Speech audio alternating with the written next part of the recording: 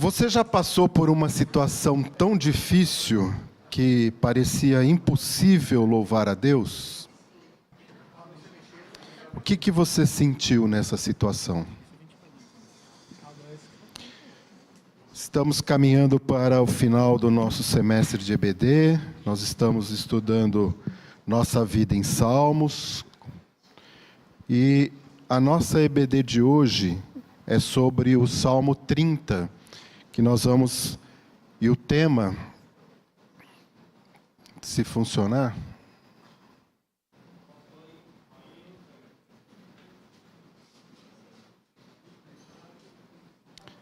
Não.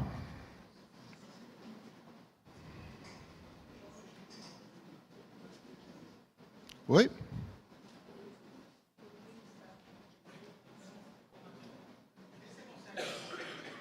Foi. Agora foi. É só para dar mais emoção, né, gente? O Rogério falou que estava nervoso. Imagina, a gente está aqui há trocentos anos e fica nervoso todo domingo. E aí começa a dar essas coisas, a gente já começa a tremer, né? Então, qual é o tema da nossa EBD de hoje? Louvando em tempos de prova. Pai, nós queremos te agradecer por mais esse domingo, agradecer por mais essa oportunidade de estarmos aqui na nossa igreja e, nesse momento especial, estudarmos a Tua Palavra. Por isso, Senhor, nós pedimos, nós clamamos que o Senhor esteja nos ensinando nesta manhã, através do Teu Espírito Santo, falando aos nossos corações, através desse salmo tão bonito, tão especial. Obrigado, Senhor, porque temos acesso à Tua Palavra e podemos aprender aquilo que o Senhor tem mostrado para nós, tem nos dito através dos salmos, através da palavra da Bíblia, a Palavra de Deus. Usa-me, Senhor, nessa manhã, me coloco mais uma vez diante de Ti, clamando, Pai, com muita humildade, que o Senhor esteja me usando para que possamos ter um estudo aqui bem edificante e que alimente o nosso espírito. Muito obrigado, Senhor, fala aos nossos corações, em nome de Jesus. Amém. Se você abrir a tua Bíblia aí no Salmo 30, eu não sei qual vai ser o título que vai ter na sua versão, talvez esteja escrito Louvor pelo Livramento, né? Alguma coisa relacionada a louvor e ações de graças pela libertação da morte, eu vi aqui. Mas o que nós sabemos é que o Salmo 30 é um poema de gratidão composto numa ocasião de enfermidade extrema. O salmista quase morreu aqui. E ele foi entoado no templo perante o Senhor. Então acompanhe comigo a leitura do Salmo de número 30. Eu te exaltarei, ó Senhor, porque Tu me livraste e não permitiste que os meus inimigos se regozijassem contra mim. Senhor meu Deus, clamei a Ti por socorro e Tu me saraste. Senhor, da cova fizeste subir a minha alma, preservaste minha vida para que não descesse à sepultura. Salmodiai ao Senhor, vós que sois seus santos, e dai graças ao seu santo nome, porque não passa de um momento a sua ira, o seu favor dura a vida inteira. Ao anoitecer pode vir o choro, mas a alegria vem pela manhã. Quanto a mim, dizia eu na minha prosperidade, jamais serei abalado. Tu, Senhor, por Teu favor, fizeste permanecer forte a minha montanha. Apenas voltaste o rosto, fiquei logo conturbado. Por Ti, Senhor, clamei, ao Senhor implorei. Que proveito obterás no meu sangue quando baixo a cova? Louvar-te-á porventura o pó? Declarará ele a Tua verdade?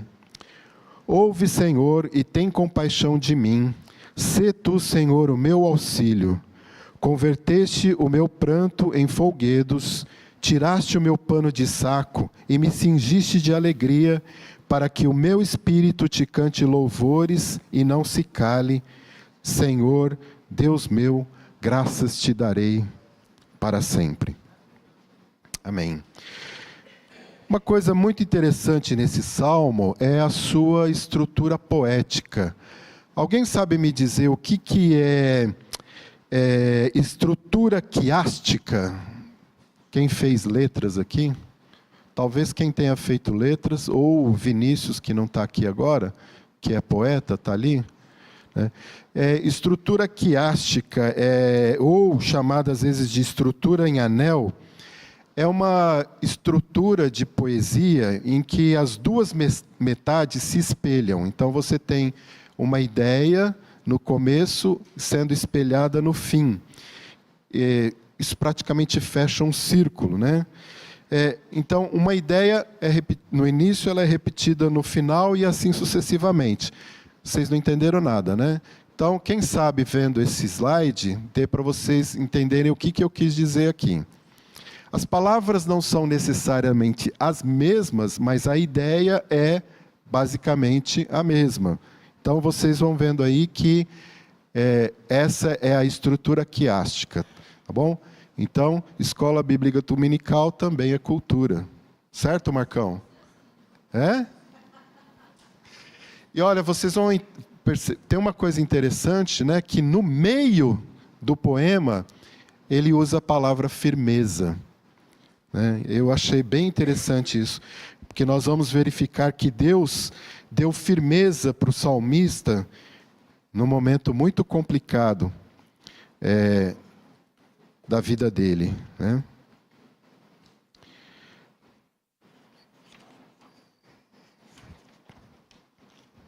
Espera aí que eu me perdi aqui na minha cola.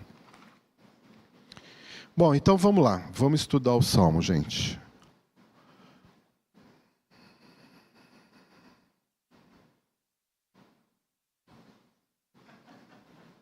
Foi. Tá vendo? É a posição, né? Eu te exaltarei, ó Senhor, porque tu me livraste e não permitiste que os meus inimigos se regozijassem contra mim. Senhor, meu Deus, clamei a ti por socorro e tu me saraste. Senhor, da cova fizeste subir a minha alma, preservaste minha vida para que não descesse à sepultura. Irmãos, Davi passou por uma situação de quase morte. E ele começa o salmo reconhecendo que Deus o livrou. Senhor, meu Deus, clamei a ti por socorro e tu me saraste. Mas olha que interessante, veja se você se identifica com Davi. Além dele estar sofrendo, dele estar doente, passando por um momento difícil de sofrimento, tem aqueles que desejam mal para você. Tem aqueles que estão comemorando o seu sofrimento. Aqueles que estão menosprezando o que você está enfrentando. E no caso de Davi, a coisa era mais complicada, porque ele era rei e ele estava cercado de inimigos. E os inimigos ficavam o quê? Torcendo pelo pior. Olha lá, ó, o cara vai morrer, vai morrer. Não sei se já aconteceu com você isso. Talvez não inimigos no sentido do rei de Israel, né, mas pessoas do seu convívio que acabam, até por maldade, desejando o mal para você. Então Davi, ele diz aqui que ele não só viu a bênção que o atingiu diretamente, mas ele viu também essa bênção em relação à reprovação e até a deboche daqueles que estavam contra ele, dos seus inimigos. E no versículo 2, ele fala assim: Senhor meu Deus, clamei a ti por socorro e tu me saraste. E aqui Davi usa o nome de Deus, né? O tetragrama, que no português nós transliteramos como Jeová. Aliás, eu já dei uma aula aqui, por que a gente transliterou para Jeová.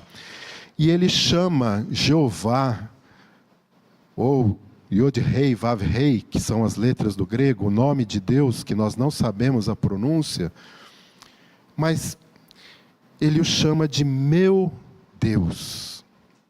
O que é isso? Intimidade.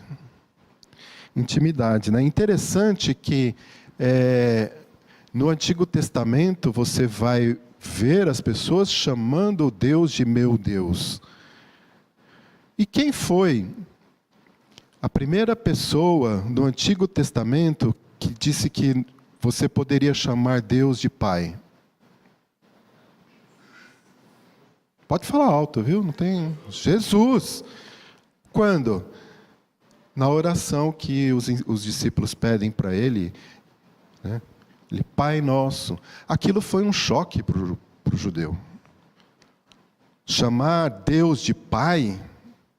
Eles nunca tinham ouvido falar isso. E olha que legal, hoje nós temos toda a liberdade de chamar o nosso Deus de Pai, porque Ele é o nosso Pai. Porque a todos quantos o receberam, deu-lhes o direito de serem feitos filhos de Deus, a saber, aos que creem no seu nome. Mas pensa o seguinte, como é que era, naquele tempo, você sofrer de uma doença de quase morte, uma doença mortal? O que a pessoa podia fazer?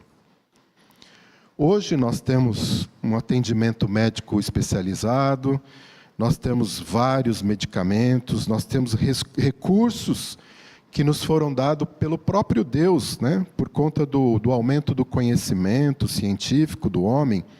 Mas naquele tempo não existia os recursos que nós temos hoje. Por isso que nós vemos no Antigo Testamento Deus ordenando leis sobre diversas coisas relacionadas à saúde. Se você for ler lá, principalmente em Levítico 12, 13, você vai ver o cuidado para que uma doença contagiosa não se propagasse para o povo como um todo. Então, nós não sabemos qual foi a doença, a Bíblia não dá essa informação para nós. Mas nós sabemos que ela foi muito séria, e que Davi sabia que ele poderia morrer com aquela doença. Mas olha o que aconteceu.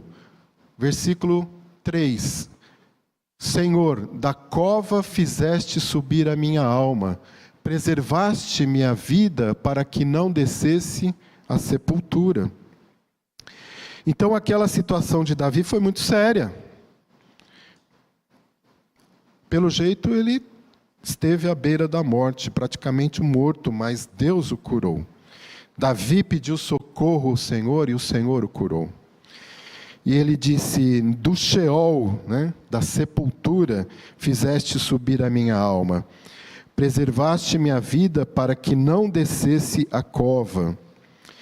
Então, Davi está feliz aqui, grato ao Senhor, porque Deus o livrou da cova, que é aquele buraquinho que a gente vai, né, quando passou dessa para outra, quanto Deus o livrou do Sheol, né, que é o lugar dos mortos, enquanto o inferno, né, enquanto o lago de fogo ainda não foi inaugurado. Isso aqui dá uma aula, né, gente? Resumindo, rapidamente, tá? O Sheol em hebraico, ou Hades no grego, é o lugar dos mortos, os mortos ímpios, ou seja, onde os incrédulos estão aguardando o final dos tempos, né? A segunda ressurreição e o julgamento do trono branco. Ah, Marcos, mas Davi não era ímpio? Ele não era incrédulo? Ele ia para o Sheol? Sim, porque todos os mortos do Antigo Testamento, quando morriam, iam para o Sheol. O Sheol era um lugar que tinha uma separação entre o lugar para os crentes e o lugar para os incrédulos, onde já existe o tormento lá. Quem nos ensinou isso? Foi o próprio Senhor Jesus, quando ele falou sobre o rico e Lázaro. Ah, Marcos, mas não era uma parábola? Não, não era uma parábola. Se você ler lá em Lucas 16, 19, Jesus começa falando assim, e havia certo homem. Então não é uma parábola. Mas quando o Senhor Jesus morreu, ele foi até o Sheol e levou os crentes para o paraíso, que a gente chama de paraíso. Então hoje, se eu morrer aqui agora, eu vou direto para o paraíso, não vou mais para o Sheol. Amém. Aleluia. Então, é interessante como a Bíblia, né, ela vai... quando eu tenho dificuldade até com...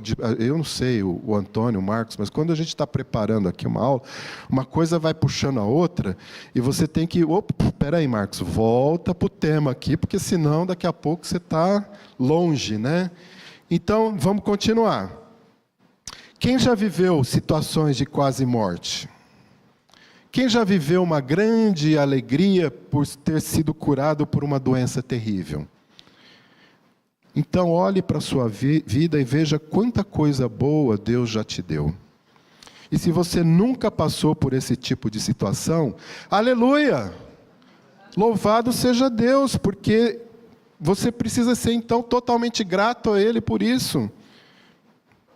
E é isso exatamente o que o salmista nos convida a fazer no verso 4. Ele diz: salmodiai ao Senhor, vós que sois seus santos, e dai graças ao seu santo nome. Hoje nós tivemos uma devocional que nos desafiou, né? A darmos graças, a mostrarmos, a olharmos e vermos quem é o nosso Deus. E como Davi esteve à beira da morte e Deus lhe restaurou a saúde, diante de tanta gratidão, o que ele faz? Ele convida todo mundo a louvar a Deus. Vamos lá, gente, vamos louvar o Senhor, o seu santo nome. Então, se você passou por uma dificuldade, se você ou tem passado, nós vamos tratar isso daqui a pouco, ou nunca passou, louve o Senhor. Aleluia. Louvado seja o nome do nosso Deus. Amém? E o versículo 5 é um daqueles que sozinho daria pelo menos uma aula de EBD. Se você pesquisar na internet, vai encontrar muitos estudos e sermões sobre o versículo 5. Porque ele realmente tem muita coisa para nos ensinar.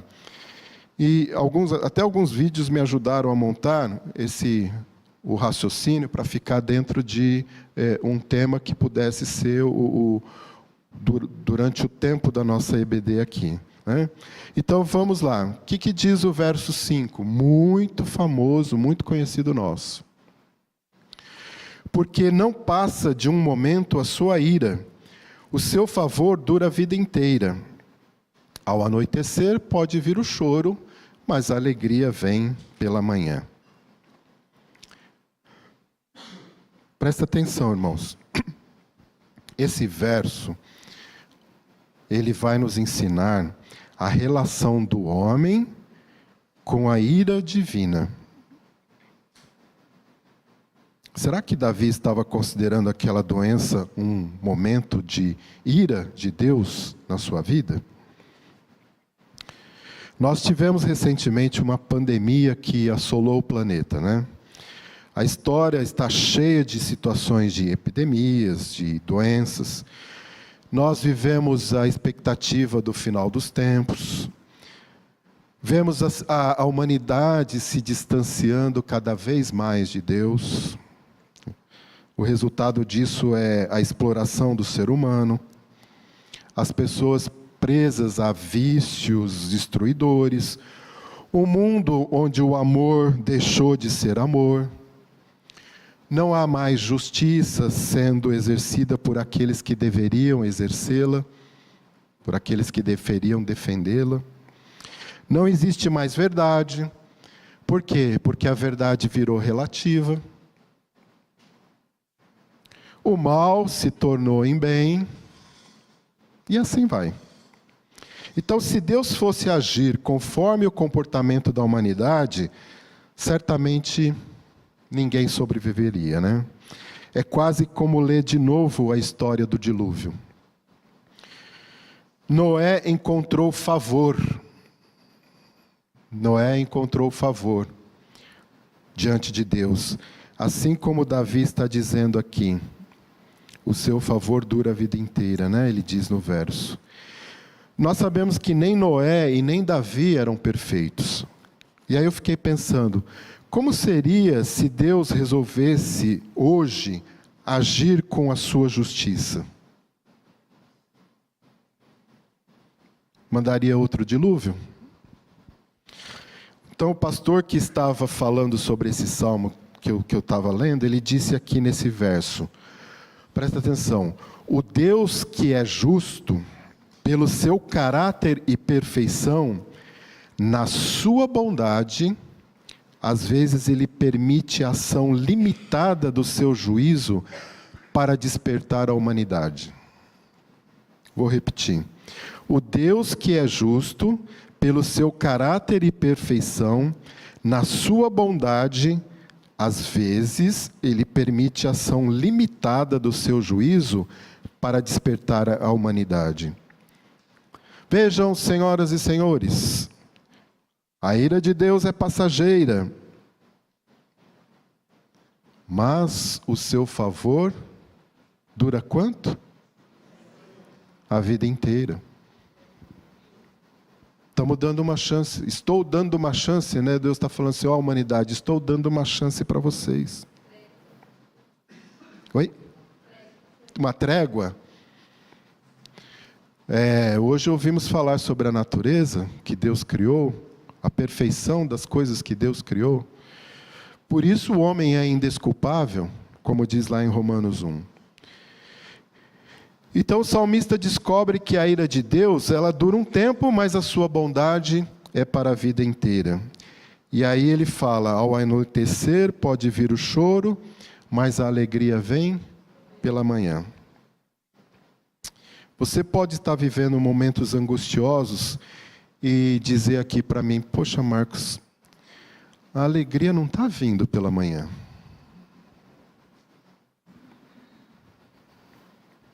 E aí? Então, como eu disse para vocês, esse versículo daria, pelo menos, sozinho, essa frase aqui, uma aula de EBD. Por quê?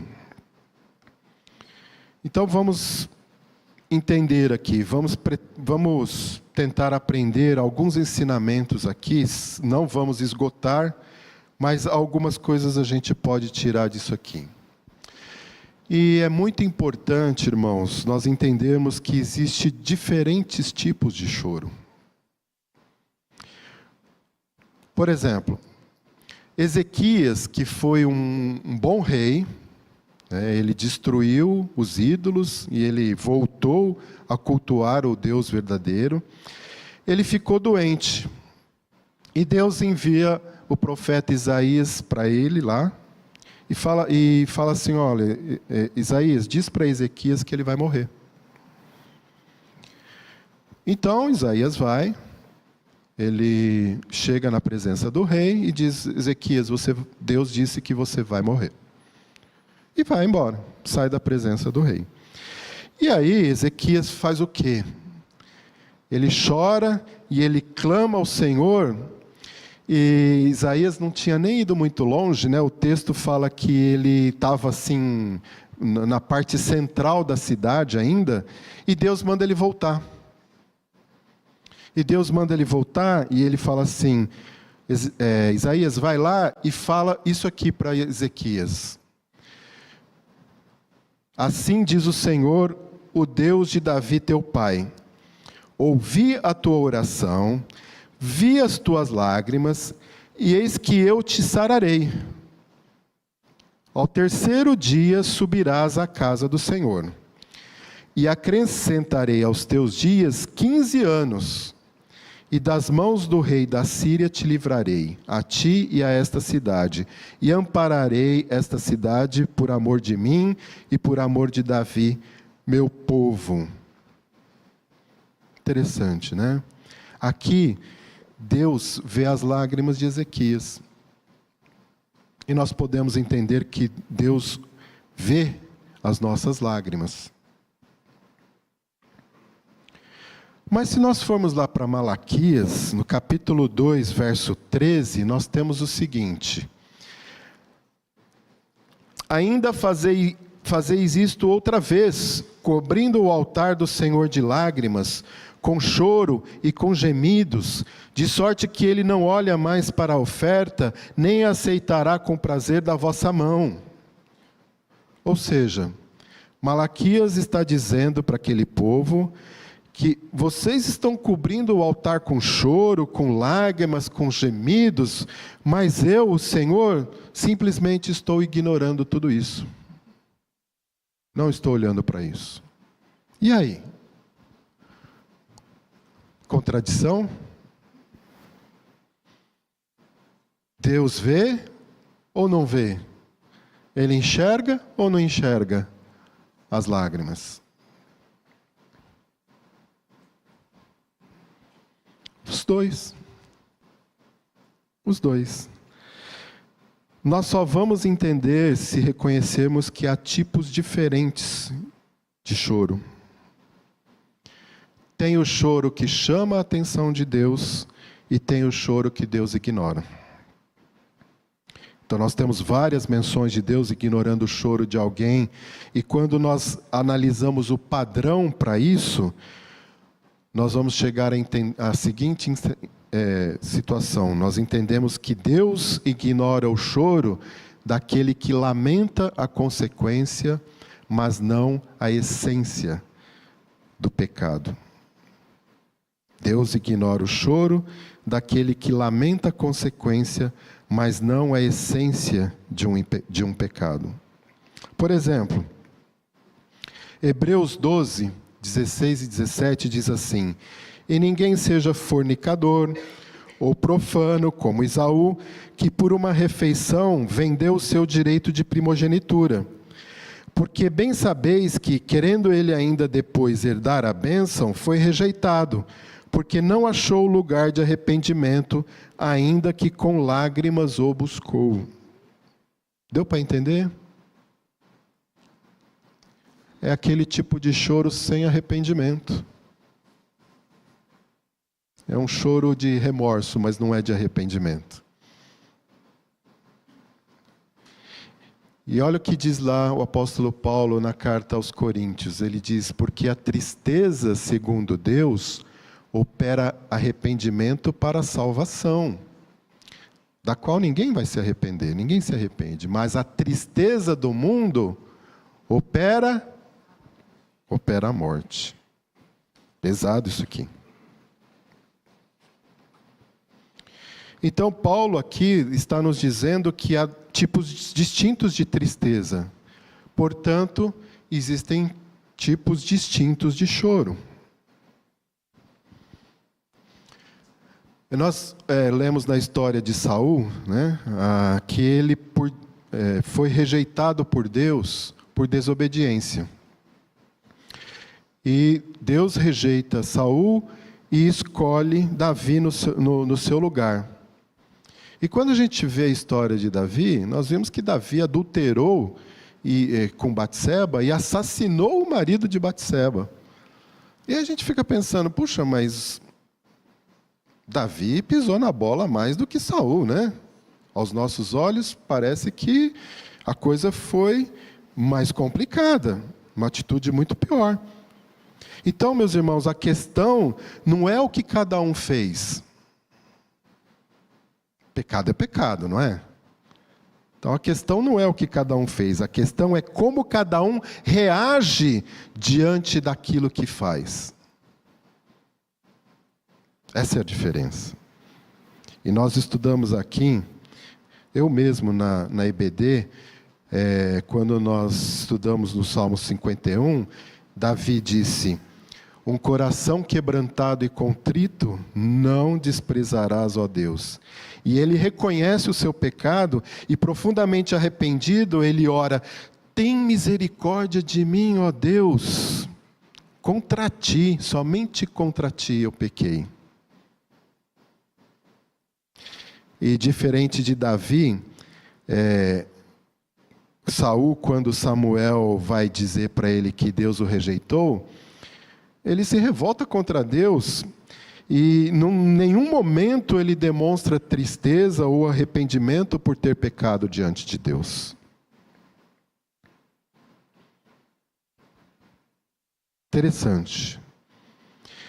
É uma questão não do que você faz, mas diante da forma como você reage. E lendo esse versículo 5 do Salmo 30, talvez nós possamos pensar que o choro é como se fosse algo mágico, né? Algo que vai mudar as circunstâncias. E embora as lágrimas provoquem mudanças, nem sempre elas vão mudar as circunstâncias. Às vezes o choro vai criar uma mudança do lado de dentro e não do lado de fora. Vai criar uma mudança em nós e não nas circunstâncias. Querem um exemplo? Hebreus 5, de 7 a 9, é uma interpretação do que aconteceu com o Senhor Jesus no Getsemane, quando ele disse: se puder, Pai, se puder, passa de mim esse cálice. Em outras palavras, o Senhor Jesus estava ali: Pai, será que não tem um plano B? Mas qual foi a oração do Senhor Jesus ali? Seja feita conforme a tua vontade e não a minha. Então lá em Hebreus a gente lê assim: o qual nos dias da sua carne, oferecendo com grande clamor e lágrimas, orações e súplicas ao que o podia livrar da morte, foi ouvido quanto ao que temia. Vejam que o Senhor Jesus ofereceu súplicas a quem o podia livrar da morte. E ainda que era filho, aprendeu a obediência por aquilo que padeceu. E sendo ele consumado, veio a ser a causa da eterna salvação para todos os que lhe obedecem. Um forte clamor com lágrimas provocou mudanças, não nas circunstâncias, porque a morte não foi evitada, a cruz não foi evitada, mas esse texto ele é incrível, como sempre, né? Serve de testemunho, de ensino para nós, porque o Senhor Jesus, como homem, aprendeu a obediência. Bom, isso aqui daria outra aula. Mas presta atenção, eu não estou dizendo aqui que Deus não muda as circunstâncias. Eu entendo que Deus pode, primeiramente, me mudar, causar uma mudança interna e não mexer nas circunstâncias. Mas Ele também, na sua soberana vontade e no seu infinito amor, pode mudar as circunstâncias. Ou seja, as duas coisas não são excludentes. Não é isso que eu estou dizendo. Mas há circunstâncias que Deus pode me mudar e aí também mudar as circunstâncias. Complicado? Vocês conseguiram entender? Não é importante nós entendermos essas coisas. Por quê? Na soberania de Deus, Ele vai fazer aquilo que é o melhor para nós. Né? E existem tipos diferentes de alegria. Embora Deus mude as circunstâncias e a partir daí isso causa alegria, essa alegria ela pode não ser completa. Porque a verdadeira alegria que nós precisamos experimentar vem da fonte que é o próprio Deus. É a alegria que independe das circunstâncias. Querem ver o exemplo do apóstolo Paulo? O apóstolo Paulo, lá aos Filipenses 4, versículo 11, ele diz assim: digo isto, não por causa da pobreza, porque aprendi a viver contente em toda e qualquer situação. Paulo está dizendo aqui que o humor dele não depende das circunstâncias. Mas presta atenção, repara que ele não está dizendo que isso aconteceu a partir do momento que ele se encontrou com Jesus, que ele se converteu. mas ele disse que ele aprendeu. Ou seja, isso faz parte de um aprendizado, de um entendimento claro das Escrituras, de uma maturidade que nós precisamos desenvolver em Deus.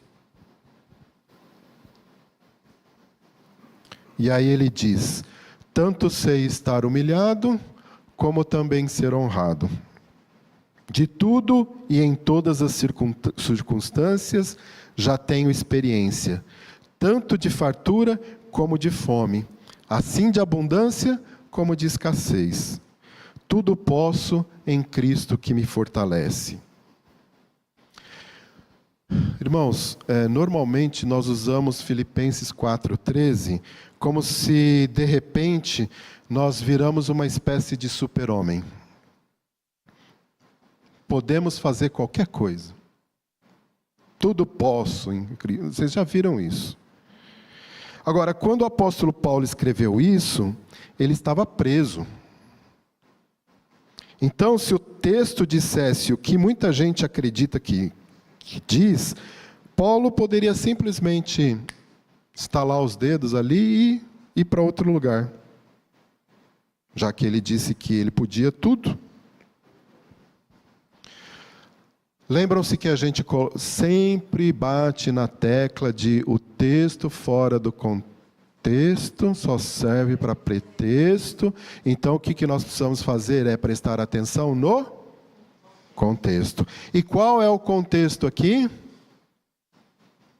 O contexto aqui é: eu posso suportar, eu posso aguentar o tranco, eu posso passar por qualquer circunstância, porque a minha alegria não depende das circunstâncias, a minha força vem de Deus, do próprio Senhor Jesus.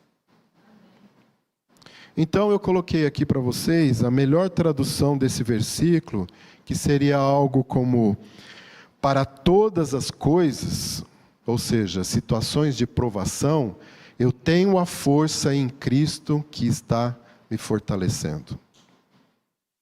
Deu para entender a diferença? Ninguém aqui é super-homem que vai fazer qualquer coisa porque está escrito na palavra de Deus que eu posso todas as... As pessoas isolam o versículo. Tudo posso naquele que me fortalece. Eu posso o que eu quero. Isso, gente, é pregado em muitos lugares, ensinado em muitos lugares. Então, muito cuidado, porque não é isso que o texto está nos ensinando. O texto, ele está nos ensinando que nós temos a força é do Senhor Jesus, e é Ele que tem que me fortalecer. E eu creio que aqui está um dos segredos da vida do crente. Microfone aqui para o Fabinho, por favor.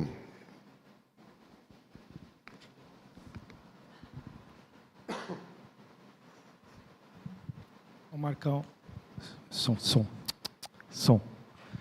Marcão, enquanto você estava lendo esses textos, me veio aqui à cabeça, né, o texto que está lá em Atos 16, a partir do verso 19, né, onde vai relatar as coisas que aconteceram com Paulo e Silas, né, que eles foram presos, que eles foram amarrados ao tronco e eles foram açoitados. E na sequência, depois de todas essas situações, eles estavam louvando a Deus, né, e pregando para outras pessoas que estavam ali presos junto com eles, né. E aí eu penso aqui, né, de onde vem essa força, né? Porque, poxa, se você está amarrado no tronco, sendo açoitado, e depois você está louvando, isso é inexplicável, assim, para nossa... E ele não pode todas as coisas? Não é isso que ele escreveu para os filipenses aqui? Bem, gente, o Fábio acabou de adiantar o final da minha aula, tá? Mas tudo bem. Valeu, Fabinho. Então, pelo menos alguém está entendendo, né? Em Apocalipse 7, 17, Deus lhe enxugará dos olhos toda lágrima. A Silvia também quer falar, então vamos lá. Ela vai dar o pré-final da minha aula. De forma alguma. Tem. Ainda tem um pouquinho. Professor, eu posso participar? Claro, sempre, muito obrigada, bem. Hein? Ô Marcos, o que me faz pensar muito, porque você até agora caminhando o tema aí, mas no antes, quando a gente percebe que a nossa vida, o nosso pecado e a consequência do pecado, que é aquilo que você estava falando antes, muitas vezes a gente tem que vigiar muito, aliás, muitas não, sempre vigiar muito, porque nós corremos um sério risco de ficar lamentando e clamando a Deus para tirar de nós a consequência do pecado, assim, pegar leve com a consequência do nosso pecado, sendo que o mais importante é que eu tenho que estar quebrantado por aquilo que eu fiz contra o meu Deus, não por aquilo que eu sofro de consequência. Isso, assim, veio para mim uma compreensão muito forte sobre isso. O quão eu estou dando importância para o que eu fiz contra Deus, não que eu estou sofrendo de consequência pelo erro que eu mesmo fiz. É isso. E o arrependimento, né, Silvia? O arrependimento aí é muito importante também. Mais alguém tinha pedido a palavra, não? Obrigado. Então, vamos continuar. Eu coloquei aqui que... Espera aí.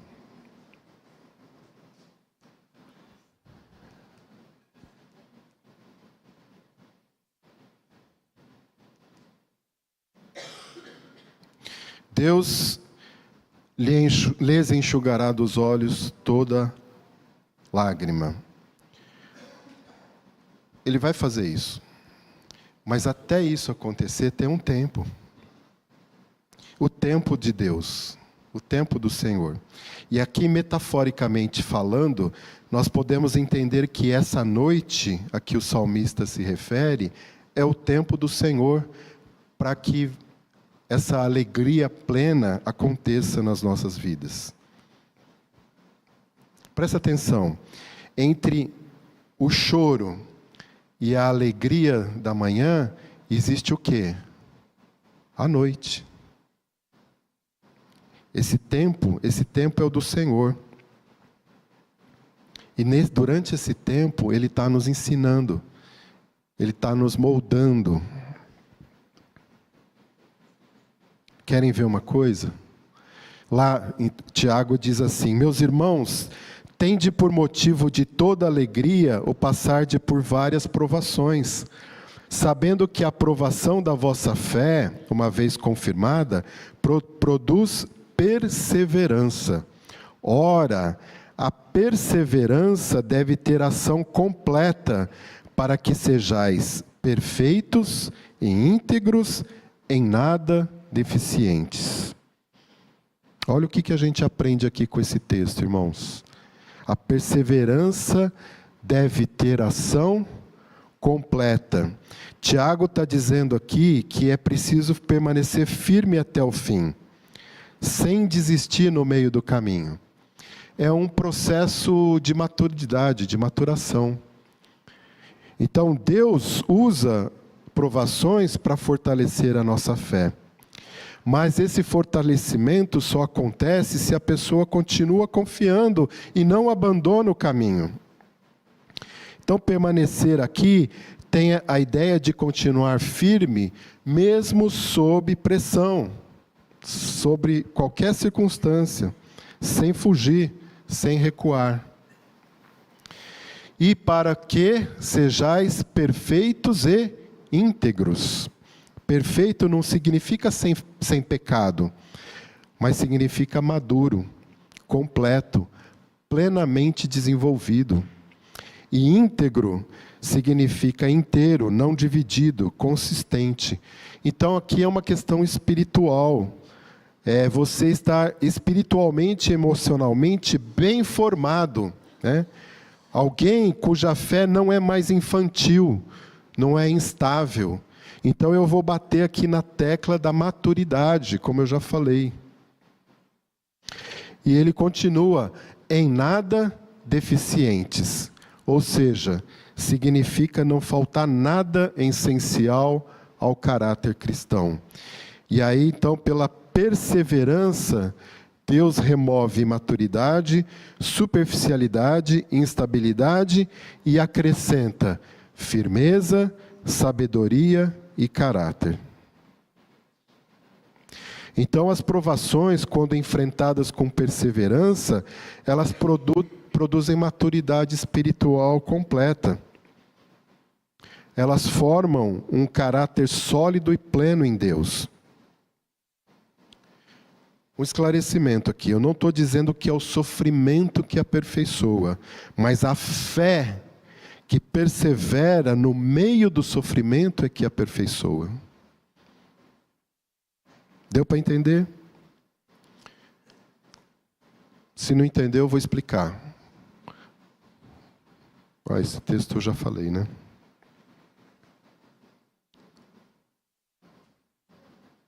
Quando você passa por provações e permanece firme, Tiago está dizendo aqui que essa perseverança produz uma obra completa em você. E aqui eu estou usando os textos do grego para colocar essa explicação para vocês.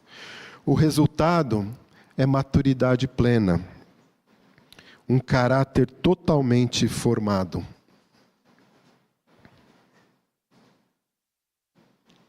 E sem nenhuma área espiritual imatura ou faltante. Irmãos, é um processo de crescimento, um crescimento profundo, não superficial. E é isso que nós, como crentes, filhos de Deus, precisamos buscar. Por quê? Porque é isso que vai nos dar força para enfrentarmos as circunstâncias, para passarmos pelo vale da sombra da morte, para enfrentarmos os desafios do dia a dia. Em Cristo que está nos fortalecendo. Então, voltando lá para o nosso Salmo, né? O versículo 6 diz assim: quanto a mim, dizia eu na minha prosperidade, jamais serei abalado. Então, algumas pessoas acham que a prosperidade de Davi, ele era um rei, ele tinha muitos bens, essa prosperidade dele subiu a cabeça e ele se tornou orgulhoso. Então, realmente, isso é um perigo para nós, né? Se nós confiarmos nas nossas riquezas, né? Nos nossos bens materiais, na nossa posição social, nos nossos empregos, isso é um perigo. Mas eu não interpreto aqui dessa maneira, justamente pelo contexto. Porque no verso 7 ele vai dizer assim: tu, Senhor, por teu favor fizeste permanecer forte a minha montanha. Apenas voltaste o rosto, fiquei logo conturbado. Então, sabe aquele momento que parece que Deus deu um tempo? Parece que Ele tirou um pouco a sua misericórdia? E aqui Davi diz poeticamente, né? Apenas voltaste o rosto. Sabe o que acontece aqui, irmãos? Nós percebemos que nós não temos o controle daquilo que nós imaginamos que temos. E aí, o que a gente faz? Davi diz: o teu favor me deu firmeza. Ele diz que adquiriu firmeza e estabilidade. Por quê? Olha que interessante. Diante da impotência, aprendo a dependência. Anota aí no teu caderninho, Cassoli. Diante da impotência, aprendo a dependência. Davi diz que adquiriu firmeza e estabilidade. Às vezes nós temos estabilidade externa, mas lá dentro, no coração, nós não temos muita segurança. Mas o nosso coração deve ser firmado por Deus. Nós podemos sofrer, podemos passar por dificuldades, mas Deus continua bom. E o ponto final para aqueles que estão em sintonia com Deus, é um fim absolutamente especial.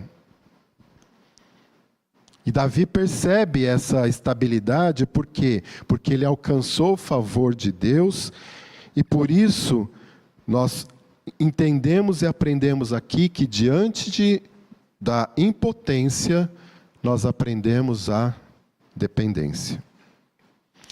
E no versículo, ainda no versículo 7, né, Davi trabalha a coisa de maneira pessoal. Ele não diz que Deus deixou de abençoar, mas ele diz: Senhor, eu preciso que o Senhor esteja aqui olhando para mim, eu preciso sentir isso. Eu preciso sentir a tua face diante de mim, essa intimidade que eu busco ter com o Senhor, eu preciso disso. Porque quando eu senti que isso não estava acontecendo, eu fiquei conturbado.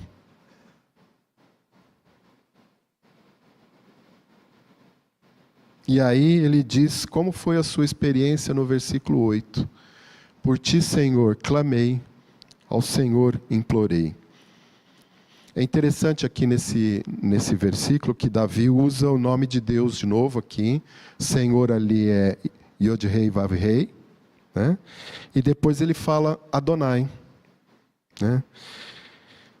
Por ti, Jeová, clamei a Adonai, meu Senhor, implorei.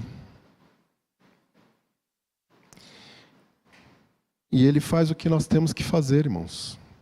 Pedir misericórdia para Deus, clamar ao Senhor, implorar ao Senhor. E aqui parece que em um determinado momento, o salmista começa a avaliar a sua vida, e ele começa a pensar, como é que foi até aqui? E aí ele pensa seriamente, talvez nessa situação eu não consiga sobreviver. Talvez eu não esteja mais vivo por causa dessa minha enfermidade. Naquele tempo não tinham muitos recursos, como eu falei.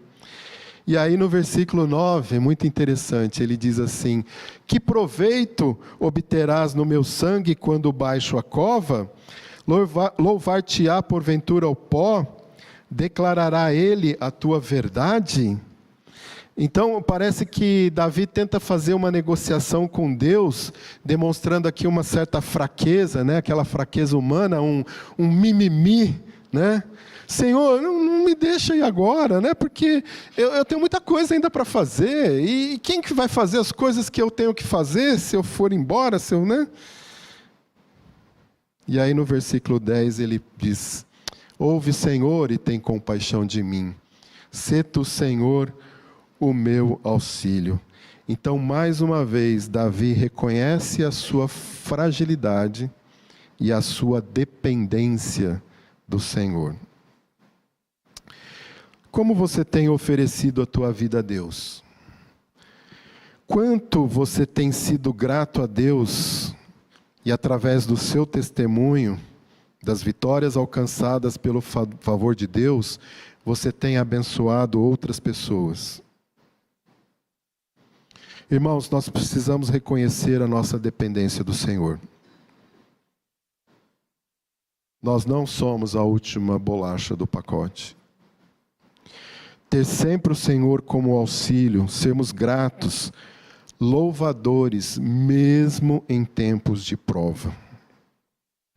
E aí ele termina o salmo dizendo: converteste o meu pranto em folguedos, tiraste o meu pano de saco e me cingiste de alegria, para que o meu espírito te cante louvores e não se cale. Senhor, Deus meu, graças te darei para sempre.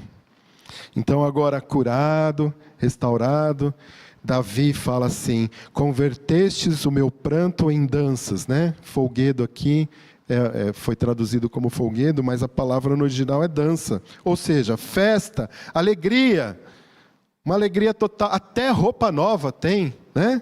Tiraste o saco de cinza, que era uma cultura da época, né? um costume da época para externar o lamento diante de Deus. E para quê? Para que o meu espírito te cante louvores e não se cale. Senhor Deus meu, graças te darei para sempre. Em outras palavras, aleluia, louvado seja o nome santo do nosso Senhor. Então, os caminhos de Deus têm propósitos em nossas vidas. E o que devemos fazer é nos curvarmos diante da sua bondade e misericórdia e lhe render louvores. Amém? Para você pensar aí, terminando a nossa EBD. Em que áreas da minha vida eu tenho confiado na minha própria prosperidade ou segurança e não em Deus?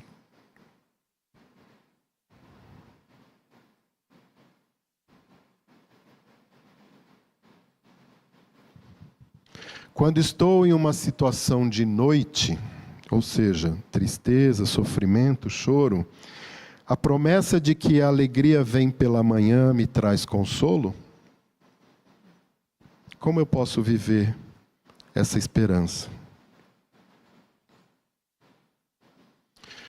E o que me impede de cantar louvores a Deus abertamente e dar graças ao seu nome pelas transformações que Ele já operou na minha vida? Você consegue fazer isso?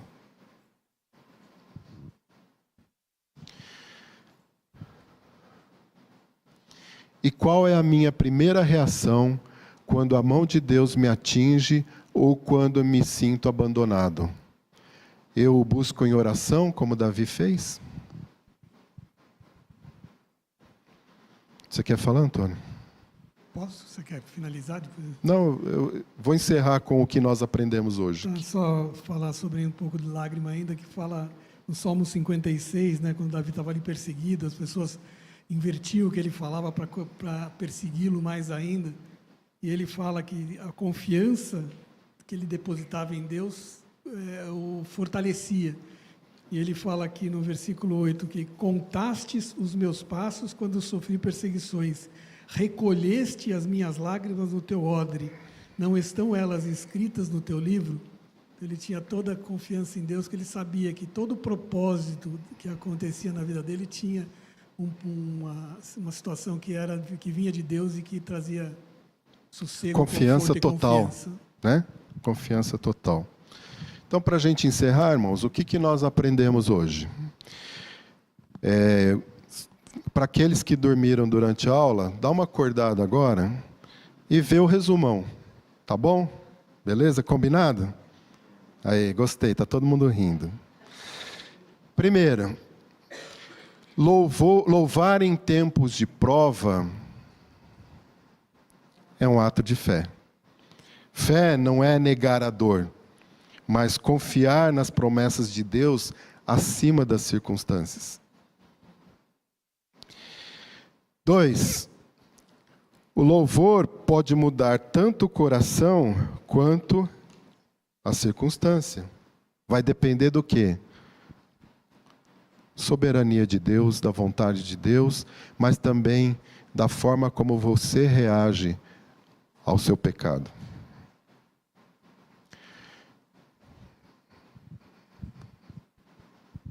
Diante da impotência, eu aprendo a dependência. Deus é o nosso refúgio e fortaleza, socorro bem presente na tribulação. Você crê nisso?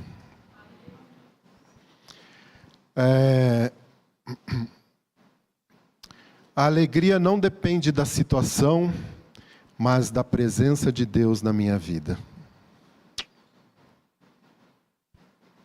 A alegria bíblica é fruto do relacionamento com Deus, não da ausência de problemas.